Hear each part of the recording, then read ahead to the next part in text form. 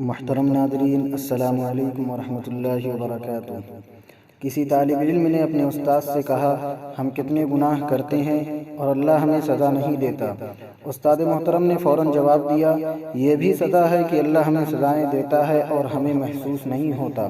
تمہارے دل کی سختی اور آنسو کا خشک ہو جانا کیا اس بات کی گواہی نہیں ہے کہ اللہ تعالیٰ تم سے ناراض ہیں؟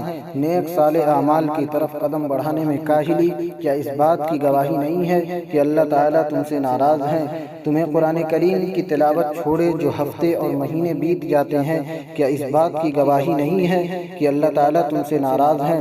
کتنی بار یہ آیت تمہاری نظروں سے گزرنے کے بعد بھی تم انجان بنے رہتے ہو؟ اگر یہ قرآن ہم کسی پہاڑ پر نازل فرماتے تو وہ اللہ کے خوف سے ریزہ ریزہ ہو جاتا۔ کتنی طویل راتیں تمہاری زندگی میں گزرتی ہیں، لیکن قیام اللیل کی نوافل سے محروم رہنا کیا اس بات کی گواہی نہیں ہے کہ اللہ تعالیٰ تم سے ناراض ہیں؟ کتنے خیر و برکت کے مواقع تمہاری زندگی میں آئے، تمہارا غفلت اور گناہوں کی دلدل میں غرق رہنا کیا اس بات کی گواہی نہیں ہے کہ اللہ تعالیٰ تم سے ناراض ہیں؟ زندگی میں تعلیم و تفسیر قرآن سیکھنے کے بہترین مواقع آئے، لیکن اسے نظر انداز کر کے تم دنیاوی لذتوں میں کھوئے رہے کیا اس بات کی گواہی نہیں ہے کہ اللہ تعالیٰ تم سے ناراض ہیں؟ کیا اس سے بھی بڑی کوئی سزا ہو سکتی ہے؟ نیک عمل تمہیں بوجھ جیسا کیوں محسوس ہوتا ہے؟ اللہ تعالیٰ کا ذکر کرتے ہوئے زبان کیوں لڑکھڑانے لگتی ہے؟ اپنی شیطانی و نفسانی خواہشات کے سامنے تم کمزور کیوں پڑ جاتے ہو؟ دنیاوی روشنیوں کو دیکھ کر تمہارا دل کیوں تڑپنے لگتا ہے؟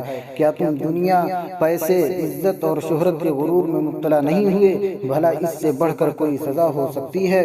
اللہ نے تمہیں اپنی غلطیاں بھلا کر دوسروں کی عیب جوئی، جھوٹ اور بہتان تراشی میں مصروف کر دیا، آخرت بھلا کر تمہاری سب سے بڑی تمنا دنیا اور اسے حاصل کرنا بنا دیا۔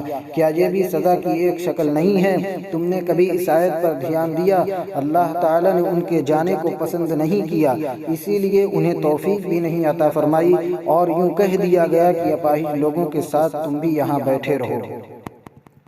اللہ سے ڈرو۔